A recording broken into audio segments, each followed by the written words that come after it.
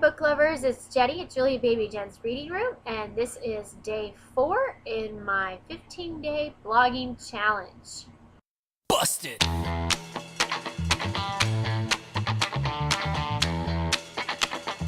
Okay, so today is day 4, and today I need to share with you the latest book I read that I flung across the room. And I have never actually flung a book across the room, although I use the expression a lot.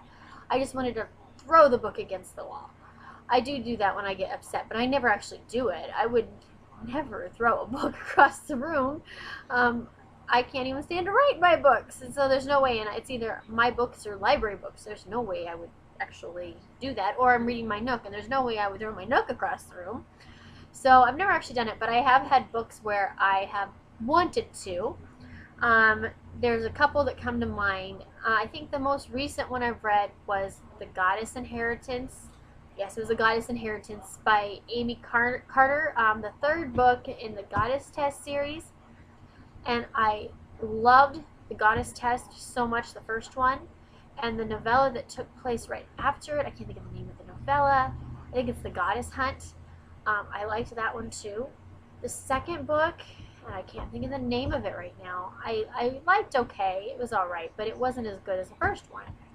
Well, then the third book came out, which was the finale for the whole series, and I read it, and oh my god, I really didn't, I don't know how to describe it.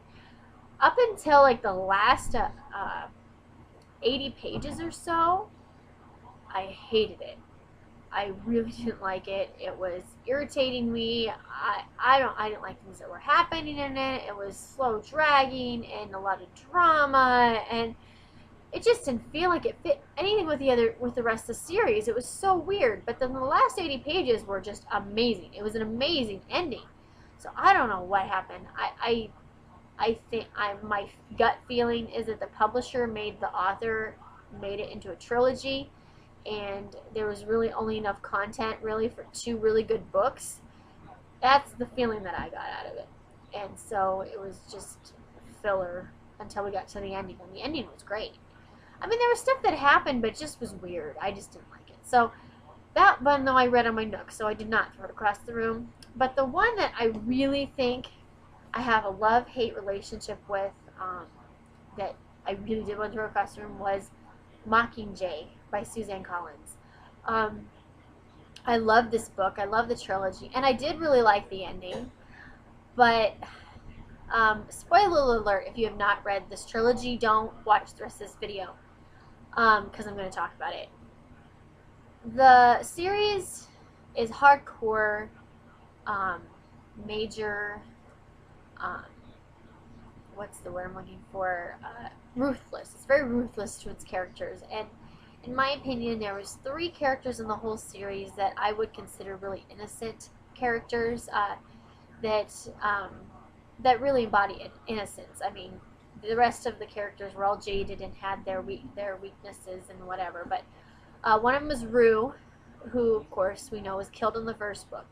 Now, that was heartbreaking to me, but it didn't infuriate me. I mean, it did, but I felt it was par for the course. I mean, there was no way Rue was going to make it out of those games. I mean, so yeah, that was sad. But in this book, it takes the other 2 characters and basically kills them, one physically and one mentally. And the part with Peeta is what made me want to throw the book across the room. When we find out what the Capitol has done to Peeta, and after he attacks Katniss, I just lost it. I just could not believe that happened. And I understand why it did. And in the end, it did get kind of solved. But at the time that it was happening, I thought Peeta was ruined. His whole character was ruined, and I loved Peeta so much, and I just felt like he'd been erased almost. It was weird, and it made me so mad. But it all worked out in the end. I mean, he wasn't ever exactly the same, so he was, his innocence was ruined mentally, but he came out of it okay, and we had somewhat of a happy ending with him and Katniss. The other one, of course, was Prim, and that one I don't think made me as mad. It kind of made sense because it is what pushed Katniss over the end to realize what was really going on. And I think that's a really good point at the end, that it's really easy for a revolution. Everybody gets caught up in the revolution against the dictatorship government, but they don't stop and think what kind of people are running the revolution sometimes. And there are times where a revolution takes over and it's just as corrupt as the original, maybe not as horrible, but just as corrupt as the original. And the way that you come to power is as important as what you're pushing ideals. If you're having to kill people to get there, I mean, obviously in some kind of revolution people are going to die, it's going to happen, but just how if you go with integrity, and this new revolution, the leader of it wasn't, and Katniss finally realized that. So that was, but yeah, the thing with Peeta is what made me want to throw the book across the room.